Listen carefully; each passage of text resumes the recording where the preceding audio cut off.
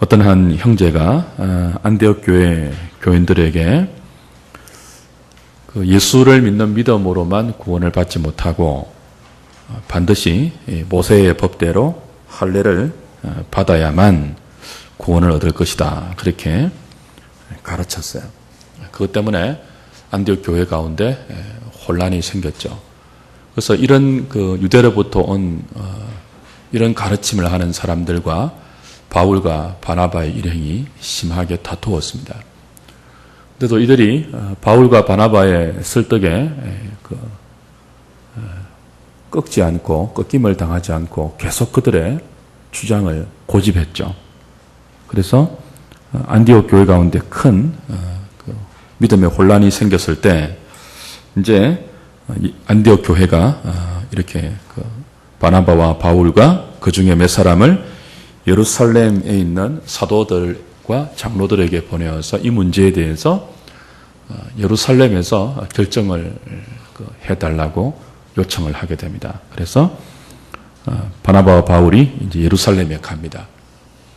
그것이 이제 15장 1절부터 내용이에요. 예루살렘에 가서 안디옥 교회에 이런 문제가 일어났습니다. 예수를 믿는 것으로만 구원에 합당하지 못하고 할례까지 받아야만 구원에 이를 수 있다는 이런 가르침이 교회에 큰 혼란을 초래했는데 이 바나바와 바울의 말로는 다 이게 정리가 안 됩니다. 그래서 안디옥 교회의 이 혼란을 예루살렘 총회에서 사도들과 장로들의 모임에서 이렇게 지침을 내려주면 우리가 그대로 따르겠다라고 해서 예루살렘 최초의 총회가 뭐예요? 사도들이 모이고 바울과 바나바가 모이고 또 반대하는 많은 사람들이 모여서 이제 이 문제를 가지고 토론을 하죠. 그래서 5절에 보시면 15장 5절에 보시면 바리새파 중에 어떤 믿는 자들이 일어나서 이렇게 말합니다. 이방인에게 할례를 행하고 모세의 율법을 지키는 것이 마땅하다. 그렇게 주장을 합니다. 이 총회에서 이제 이런 주장을 하는 거예요. 그러니까 여러 가지 이제 의견들이 믹스되는 것입니다. 그때 이제 사도와 장로들이 이 일을 의논하러 모이죠. 많은 변론이 있은 후에 베드로가 말합니다. 그리고 결국은 베드로의 결론은 11절에 맞는 말씀처럼 이방인들도 우리와 동일하게 주 예수의 은혜로 구원받는다. 그렇게 이제 베드로가 자신의 의견을 말하고 이어서 12절에는 바나바와 바울이 이방인에게 행하신 은혜를 이야기합니다. 그리고 13절에는 그 말을 다 듣고 나서 야고보가 이야기를 해요.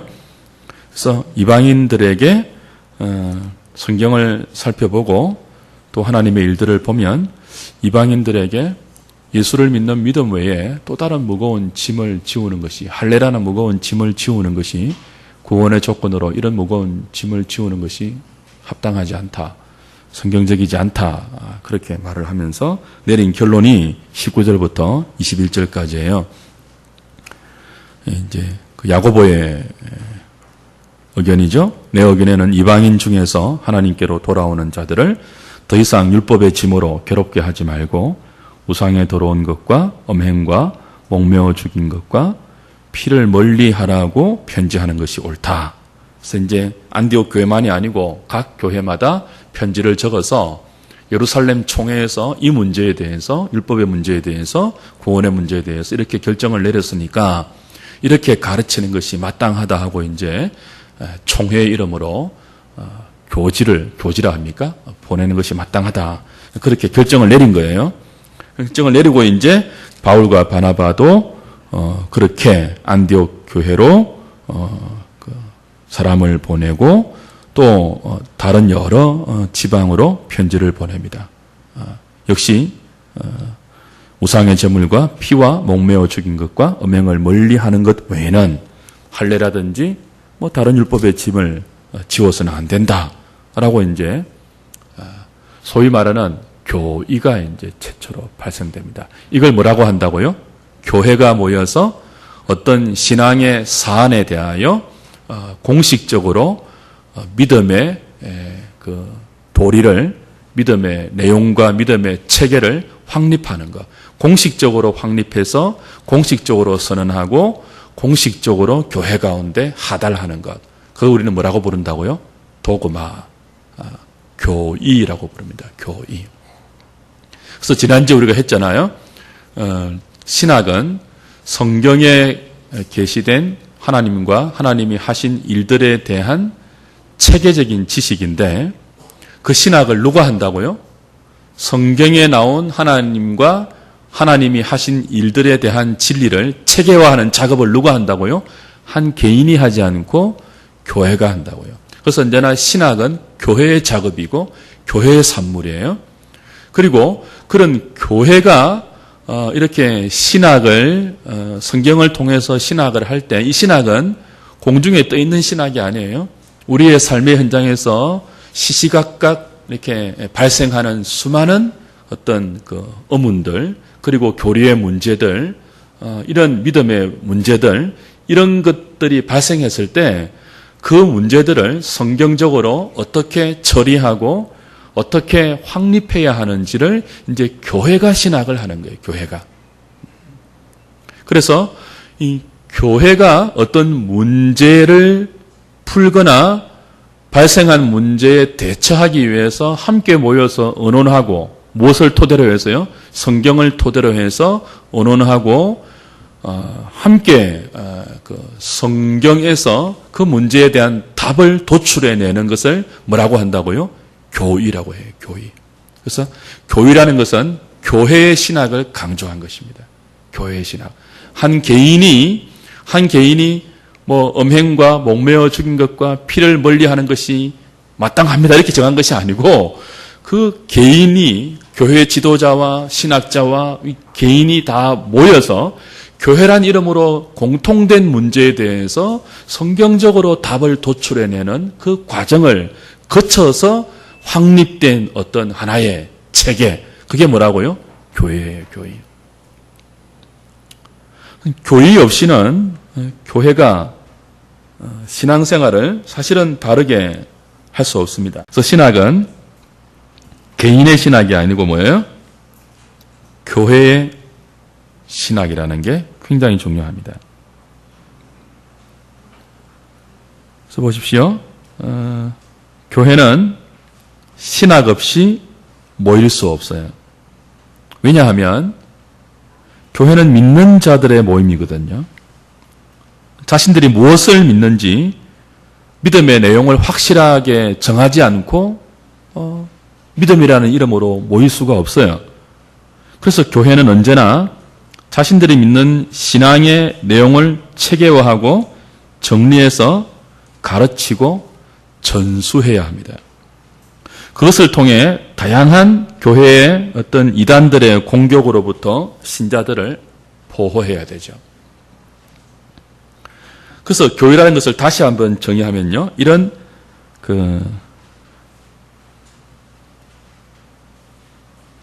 다양한 교회의 필요를 위해 교회가 믿는 믿음의 내용을 공식적으로 확립해서 선포한 것을 도그마, 교회라고 해요.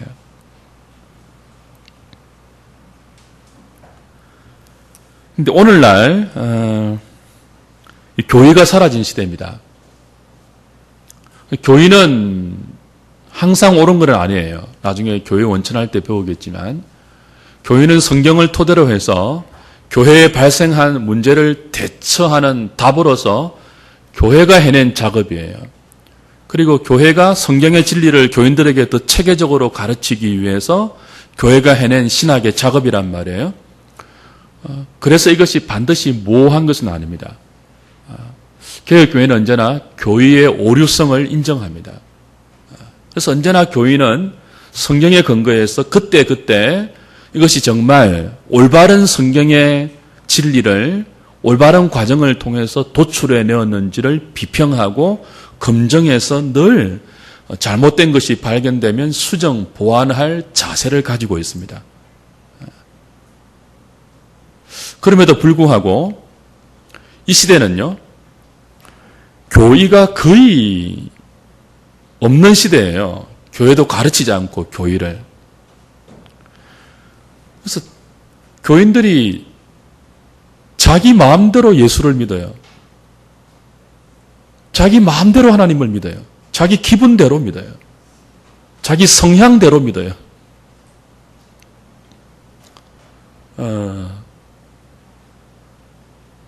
자, 예루살렘 교회에서, 안디옥 교회에서 발생한 문제를 총회란 이름으로 모여서 교회를 확립해서 가르쳤잖아요. 안디옥 교회가 그걸 수용하고 그 가르침에 복종했단 말이에요. 다른 모든 교회들도 예루살렘 총회에서 보낸 이 편지를 보면서 이 문제에 대해서 그대로 순종하고 그걸 교회가 가르치는 신앙의 내용으로 적용했단 말이에요. 초대교회는. 근데 지금은요, 우리 한국 교회를 보십시오.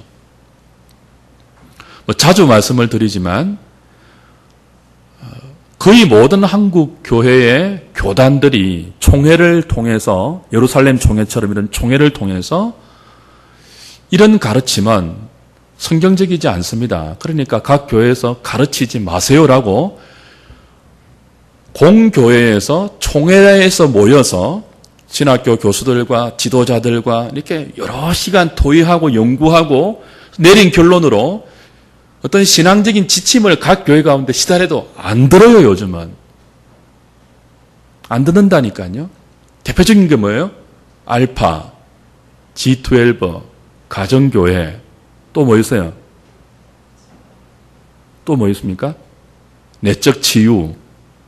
전부 이거 각 교회 교단에서 하지 말라고 했던 거예요. 이거 성경적인 가르침이 아니라고 가르치지 못하게 한 건데도 요즘은 들어요, 안 들어요? 안 들어요. 알파 얼마나 많이 합니까? 그 보수적인 고신교단이 가정교회를 얼마나 많이 해요?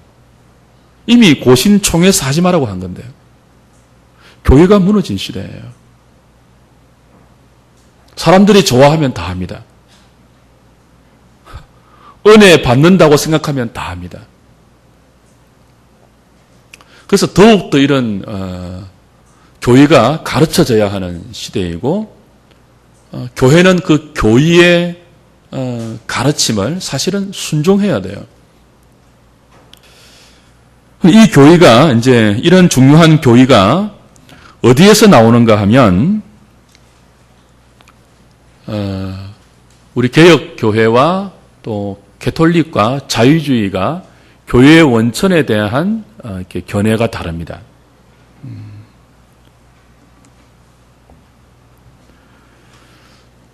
우리 개신교, 특별히 그중에도 개혁교회는요, 정통주의 교회는 교회의 원천을 언제나 성경 하나에 둡니다.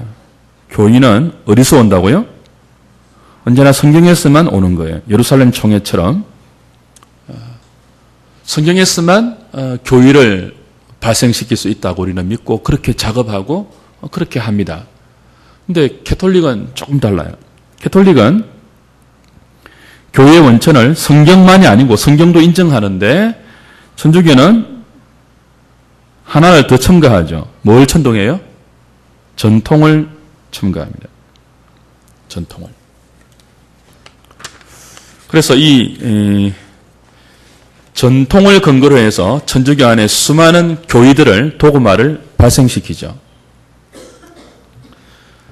성경에서 말하지 않는 그런 교의가 천주교 안에서 많은 이유가 거기에서 비롯됩니다. 여러분이 잘 알고 있는, 얼마 전에 교황 방문 때문에 다시 한번 이슈가 됐는데, 천주교가 성경에서 교의를 발생시키지 않고 그들의 전통에서, 그들의 회의에서 발생시킨 그 전통을 교의의 원천으로 봐서 만들어낸 많은 교리들이 있는데 그 중에 하나가 교황 무주설, 교황 모설이에요.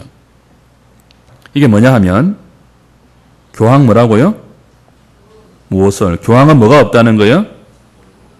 오류가 없다는 것인데 평소에 그렇다는 것이 아니고 교황 좌에 앉아 있을 때 천주교가 공식적으로 교황이 사제들을 모으고 공식적으로 이제 추기경과 주교들을 다 모아서 어떤 회의를 주관할 때 교황은 교황의 자리에 앉습니다. 그래서 그런 교황 좌에 앉아서 교황이 공식적으로 말하는 어떤 선언과 어떤 말에는 뭐가 없다는 거예요? 오류가 없다는 거예요. 사적인 말이 아니고 교황 좌에 앉아서 교황이 하는 말에는 오류가 없다는 것을 전통적으로 쭉 그런 어떤 그 이론들이 천주교 안에서 존중을 받아오다가 그게 1870년 1차 바티칸 총회 때 교리로 확립이 됩니다. 1870년대.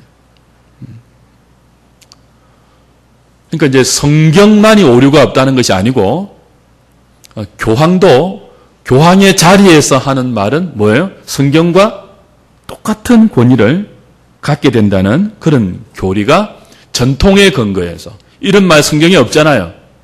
교황은 오류가 없다는 말 성경에 없잖아요. 그죠? 그럼에도 불구하고 천주교에서는요. 계속 전통적으로 그런 어떤 교황의 권위에 대한 힘을 실어주다가 그런 분위기들이 늘 존중받아 왔단 말이에요. 존중받아 오다가 제1차 바티칸 총회 때 이게 공식적으로 천주교의 교리로 확정됩니다. 그리고 그 교황 무오설이라는 교리에 근거해서 수많은 성경에 없는 또 다른 교의들이 천주교 안에 공식적인 교의로 확립이 됩니다. 대표적으로는 마리아 평생 무죄설이에요. 2차 바티칸 총회 때.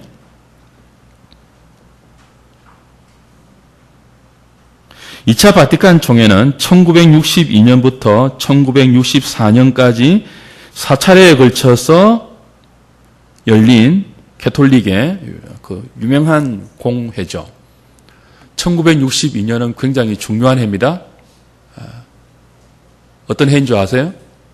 굉장히 중요한 해인데 제가 태어난 날입니다.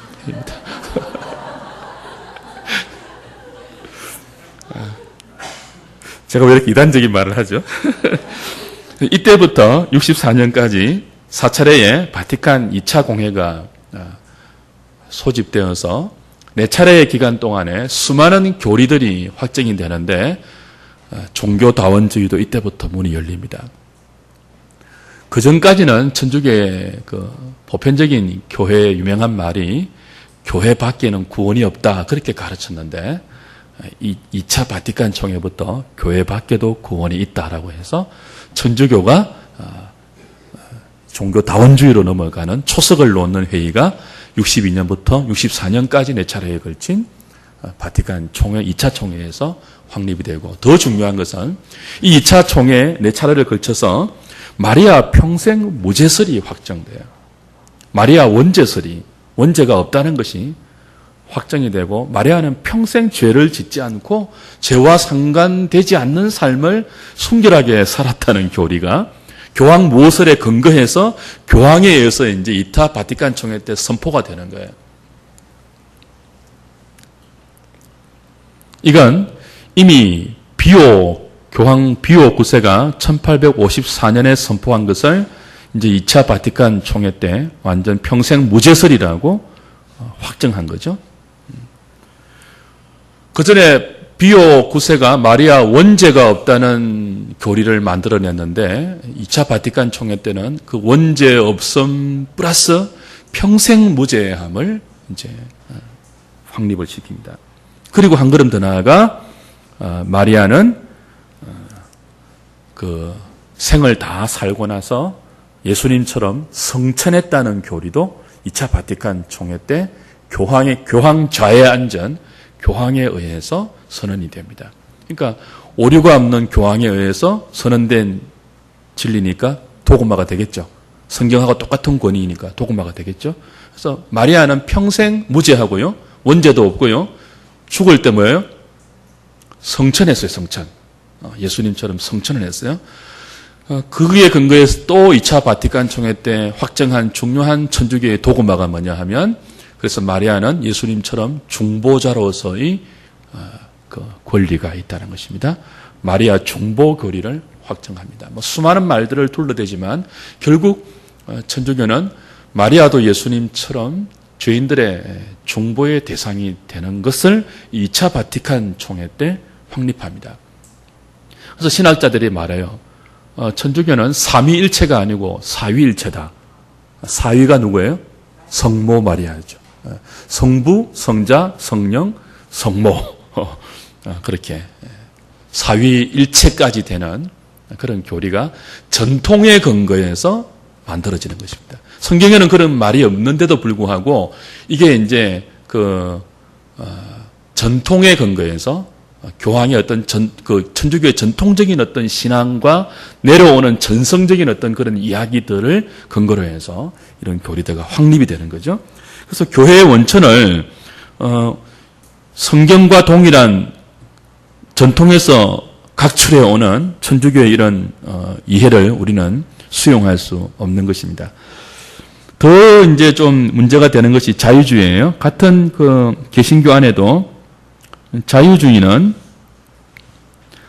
아예 성경을, 그래도 천주교는 성경을 교회의 한 원천으로는 인정하는데, 전통과 더불어서 자유주의는 성경을 교회의 원천으로, 신학의 원천으로 인정하지 않습니다. 자유주의의 대부가 슐라이 에르 마흐라는 사람인데, 이 사람은 교의를 뭐라고 하는가 하면, 거기 교환에 나와 있죠. 교환에 각주 17번 보면 나와 있어요. 슐라이 마흐는 교회학을 기독교 신앙의 내용의 학문이라고 하면서 기독교 신앙의 내용은 성경으로 알 수 없고 오직 사람의 종교적인 경험으로 알 수 있다 그래요. 그래서 자유주의는 교회를 종교적 경험과 이성이라는 두 가지로 봅니다. 이성의 확정.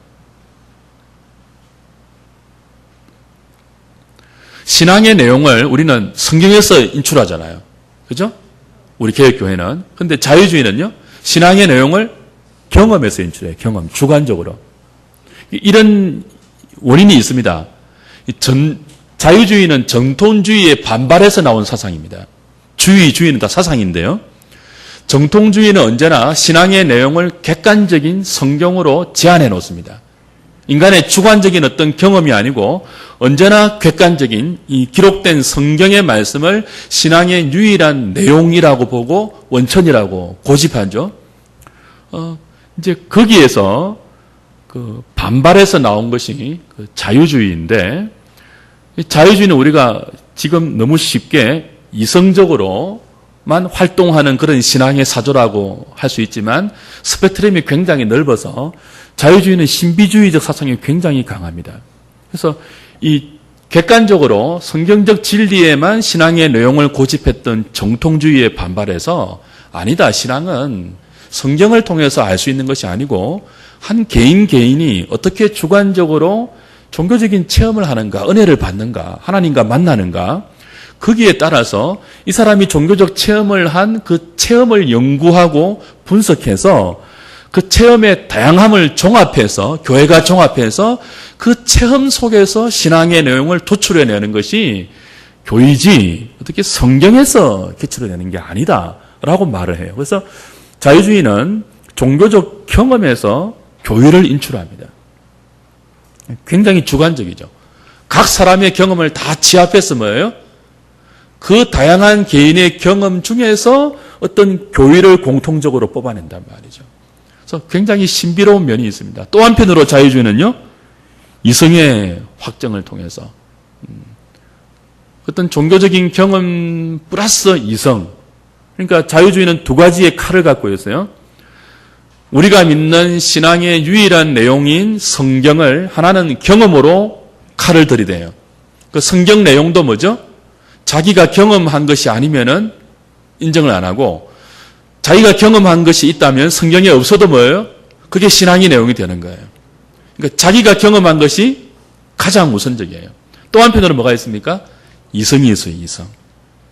그러니까 자유주의는 한편으로는 이성을 가지고 납득이 안 되는 성경의 내용을 잘라내고요. 한편으로는 자기가 경험한 주관적인 종교 체험을 가지고 신앙의 내용과 교의를 도출해낸단 말이에요. 성경이 없어도. 굉장히 위험한 사조가 자유주의입니다. 그러면서도 굉장히 스펙트럼이 넓어요. 자유주의 한 면에서는요, 하나님을 안 믿는 것처럼 보이는데 너무 이성적으로 생각해서, 한편에서는 뭐예요? 굉장히 신비적인 것을 추구합니다. 사막에 가서 막 영적인 어떤 영성을 추구하면서 온갖 신비한 체험들을 인정하는 사조가 자유주의 안에 있습니다. 그러니까 극과 극이에요. 신비주의와 이성주의라는 극과 극을 자유주의는 갖고 있기 때문에 교리도요, 성경에서 인출하지 않는 우리와 다른 차이점이 있죠. 그래서 지금 우리가 있는 이 교단은요, 대한여수교, 장로교, 합동, 고신, 그리고 통합, 성결, 침례, 또 오순절 다양한 거 있잖아요. 그죠? 이런 교단이 무엇에 따라 정해지는 거예요? 원래는 교의에 따라 정해지는 거예요. 교의에 따라서. 자, 뛰어넘겠지만 주보에 나와 있으니까 뛰어넘겠습니다. 교의의 발생 원인, 처음에 이단에 대처하기 위해서. 두 번째는 뭐예요? 교회 자체의 필요성 때문에요. 교회가 새로운 신자들을 가르칠 때 그냥 무대뽀로 가르치는 게 아니고 체계적으로 가르치기 위해서 교의를 발생시켜야 되고요. 그리고 우리가 믿는 신앙의 일치를 위해서 동일한 신앙 체계를 교회란 이름으로 이렇게 발생시킨단 말이죠. 근데 그 믿는 내용이 달라질 때, 교회가 달라질 때 함께 모일 수가 없겠죠. 그죠? 그래서 교단이 갈라지는 거예요. 예를 들면, 자, 교회는 첫 번째 이단에 대처하다가 생긴 거라 했습니다. 구원의 문제에 대해서 혼란이 생겼을 때 교회가 모여서 성경을 근거로 해서 언론하고 연구하고 토론하고 해서 교회를 발생하겠죠. 그죠? 그래서 만약에 구원은 우리 개혁교회는요, 그런 과정을 거쳐서 어떻게 발생합니까? 구원은 하나님께서 하시는 것이다. 죄인들을 하나님이 일방적으로 거듭나게 하셔서 하나님의 주권적인 은혜와 섭리로 구원을 만들어 가신다. 그렇게 이제 교회를 발생했습니다. 도구마를. 구원에 관한 교회를. 근데 다른 한편에서 이렇게 개혁교회가 발생시킨 구원에 관한 교회, 하나님 주권적인 구원에 관한 교회를 인정할 수 없으면 함께 모여서 함께 그 신앙을 해나갈 수 없겠죠. 그래서 갈라져 나간 거예요. 예를 들면은 인간의 자유의지를 강조한 구원론, 알미니우스주의예요. 인간의 구원은 하나님도 하셔야 하지만 인간이 훨씬 더 중요하다. 하나님은 구원에 관한 길을 열어놓을 뿐이고 그걸 믿고 받아들이고 구원을 만들어가는 것은 인간의 자유의지에 달려있다. 사실은 천주교도 이쪽이에요. 그래서 이쪽을 주장하는 사람은 하나님의 주권을 강조하는 구원론에 동조할 수 없기 때문에 우리는 그 교회로 함께 신앙할 수 없겠다라고 해서 교회가 같은 사람끼리 뭉치는 거예요. 알메네우스 교단입니다. 조금 조심스럽지만 성결 교단이 그렇게 볼 수 있습니다. 물론 옛날 알미니주의와는 조금 다르지만 사실 그런 쪽이에요, 사실. 구원론에 관한 것만 그렇다 칩시다. 그럼 성령론에 관한 것에 있어서 오순절주의는 뭐예요? 체험을 굉장히 강조하고 방언을 강조하죠. 오순절주의는 방언이 없으면은 심지어는 구원을 못 받았다까지 옛날에 그런 말을 했습니다. 근데 우리는 그렇게 믿지 않죠. 성경을 보니까 은사는 그 제2의 축복이 아니다. 은사는 일방적인 하나님의 그것도 주권적인 선물이지 믿음이 좋다고 주어지는 제2의 축복이 아니다라고 성령론에 있어서 또 다른 교회가 발생할 때 성령론이 같은 사람들끼리 모인 오순절 교단이 있습니다. 이렇게 교단의 차이는 사실 무엇의 차이예요? 교회의 차이예요. 교회의 차이. 그래서 옛날에는요, 이사를 가잖아요, 우리가. 한 교회에서 신앙생활 하다가 멀리 이사를 가잖아요, 그죠? 그럼 교회로 옮겨야 되잖아요. 그럼 가장 먼저 무엇부터 확인했습니까, 옛날에는? 우리 어릴 때도 그랬거든요. 이 교회 무슨 교단이에요? 라고 물었습니다. 그리고 교인도 오면요, 이명정서를 띠가 와야 됐습니다. 교단으로부터. 근데 요즘은 그런 거 따져요, 안 따져요? 뭐만 따져요? 내 취향에 맞는가? 우리 자녀 교육을 잘 시킬 수 있는가? 또 뭐예요? 은혜로운가? 목사님의 설교가 은혜스러운가? 이 은혜 앞에 다 무너져요. 이 은혜가 자기 나름대로의 은혜거든, 사실은. 성경적인 은혜가 아니고. 자기 취향에 맞는 것을 현대는 은혜라고 느낄 수가 많기 때문에. 그래서 은혜 앞에 교의의 차이가 다 무너집니다, 지금은. 그래서 지금은요, 어떤 데 사람들이 모여요? 은혜스러운 교회에 모여요. 이제 은혜스럽다는 것이 무엇인지를 우리는 규정해야 되는데, 그래서 뭐, 신학, 교의 이런 거 필요 없어요. 그러니까 뭐 알파도 교단에서 하지 말라고 해도 은혜가 되면 다 모여요. 알파의 핵심이 뭔지 아세요? 이번 추석 때도 우리 친척이 모였는데, 제가 친척집에 모였는데, 그 알파 이야기 하는데 제가 막 돌아가시겠더라고. 장로님이 가정교회 이야기를 하시는데 또 돌아가시겠더라고, 또. 주위에 전부 가정교회 하고 있고, 알파 하고 있고, 이래요, 막 넘어지고, 막 서러뜨리고, 막. 그 교회는 서러뜨린대요, 그냥. 탁 민대요, 막. 밀고, 이제, 부교육자들이 보자기 딱 가지면서, 쓰러진 여자들은 치마 가려주고, 막. 안 쓰러지면은 또 더 밀고, 막, 이렇게. 가보면 그게 알파 하는 교회더라고. 그 알파든지, 가정교회든지, G12든지, 두날개든지, 요즘은 다 짬뽕이 돼가지고요. 마지막에 하는 프로그램이 성령 세미나입니다. 그 성령 세미나 때 뭐 하는가 하면은 임파테이션 해요. 그 임파테이션 할 때 요즘 대부분 하는 것이 빈야드에서 했던 것 합니다. 쓰러지고, 웃고, 막 울고, 막 짐승 소리 내고, 막 그게 은혜라고 생각해요. 한국 교회 안에도 있다니까요, 그게. 많이 있다니까요. 참 어지럽고 무섭고 혼란스러운 시대입니다. 그러니까 우리 교회 같은 경우는 정말 드문 교회예요. 이런데도 사람들이 있다는 것은 은혜입니다, 진짜. 심지어 우리 정통교단에서도 이런 말을 쓰기 좀 조심스럽지만 우리 교단에서 안수받고 웨스트민스터 신앙 고백서 위에 안수받은 목회자들이 겁도 없이 이런 말을 해요. 요즘 개혁교회에서 뭐 됩니까? 안 돼도 해야 될 것 아닙니까? 교회를 뭐 되는 것으로 합니까? 장사합니까? 개혁교회 됩니까? 라고는 가정교회를 해요. 그리고는 뭐 청교도 뭐 정광훈 목사 이상한 분 있잖아요. 그 성령 받으면 팬티 내린다는 사람 있잖아요. 그런데 몰려 다녀요, 사람들이. 여러분 그런데 다니겠어요? 근데 그런 걸 한다니까요. 개혁교회면 됩니까? 이러면서. 그게 은혜가 됩니까? 이러면서 막 알파, 내적 치유, 가정교회, 목자, 목녀, 목원, 뭐 밥상만 차리라고 그러죠. 말씀은 안 전해도 되고 이제 밥만 부지런히 먹으라고 이야기합니다. 가정교회는. 그러면서 한 번씩 모여서 뭐 하는 줄 아십니까? 한 번씩 모여서 이제 성령 푸닥거리 하는 거예요. 쓰러지고 넘어지고 막 내적 치유하고 뭐 울고 막. 그래서 감정을 카타르시스 확 해주고. 그게 은혜예요, 은혜. 그러니까 지금은 옛날 같으면은 그런 정통교단에서는 꿈도 못 꾸던 이야기고 지금도 뭐예요? 하지 말라고 하는 교인데 교단을 초월해서 그것으로 다 뭉친다니까요. 요즘 두날개 세미나 하면요. 몇만 명씩 모입니다. 제가 볼 때 두날개는 완전히 비성경적인 가르침입니다. 이런 말할까요? 풍성한 교회. 뭐이 풍성합니까, 그게? 제가 지금 비판적인 게 아니라 지극히 정상적인 것입니다. 그걸 비판하지 않는 사람들이 문제예요. 저는 정신이 있는지 모르겠습니다. 그걸 어떻게 비판하지 않을 수가 있습니까? 그 비성경적인 프로그램을. 풍성함의 뜻이 부자랍니다, 부자. 예수 믿으면 다 부자 되어야 된다는 뜻으로.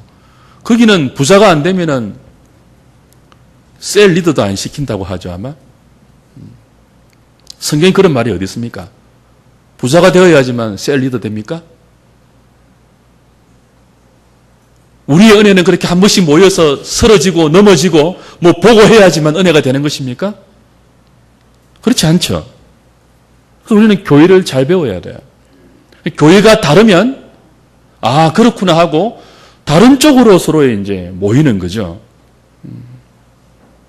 그래서 우리가 WCC 같은 거 할 때 동참하지 못한 이유가 다른 거예요. 종교다원주의라는 기체 아래 모이기 때문에.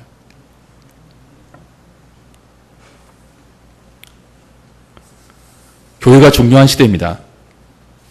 교회를 말하면은 사람들이 싫어하고 딱딱해하고 그럴지 모르겠지만 우리의 영혼을 지킬 수 있는 가장 효과적으로 하나님이 주신 은총의 통로이기도 하기 때문에 교회는 교회를 부지런히 배우고 가르치고 지켜야 하겠죠. 마지막으로 교회의 임무는요, 비평적 임무와 건설적 임무가 있습니다. 비평적 임무는 이런 교회 도구마가 형성될 때 철학이나 다른 사상이 혼합되지 않았는지 살펴서 만약 그렇다면 그것을 비평하는 그런 의무가 교회 가운데 있고요.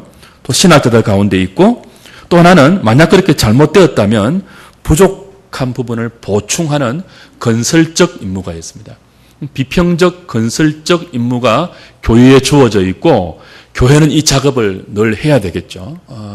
그러면서 결론은, 모든 교회의 결론은 사실 하나님을 아는 거예요. 그래서 결국은 하나님을 더 잘 알게 하고 하나님을 더 성경적으로 경험하게 해서 하나님을 더 잘 따라가게 하고 믿게 하는 것. 그것이 교회의 가장 중요한 목적입니다. 저와 여러분들이 계속해서 오후 시간에 이런 교회를 배울 때에 머리로만 아는 것이 아니고 머리도 분별하는 지식을 소유하는 동시에 이것이 더 우리를 진리의 말씀인 성경으로 이끌어서 그 말씀에 순종하여 하나님이 어떤 분인지를 잘 아는 자리까지 나가야 되죠. 이건 굉장히 중요해요. 정통주의 개혁교회가 교리를 강조하고 교회를 강조하니까 차갑지 않느냐, 딱딱하지 않느냐, 재미없지 않냐고 오해할지 모릅니다. 그래서 자꾸 뜨거운 영성주의로 가요.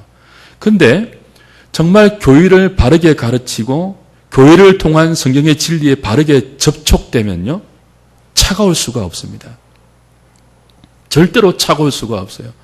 제대로 된 개혁신학자들, 개혁신앙인들, 제대로 교회를 통해서 교회를 배우고 그 교회를 통해서 하나님을 알아가고 하나님을 만난 사람들은 절대로 가슴이 얼음장처럼 차가울 수가 없습니다.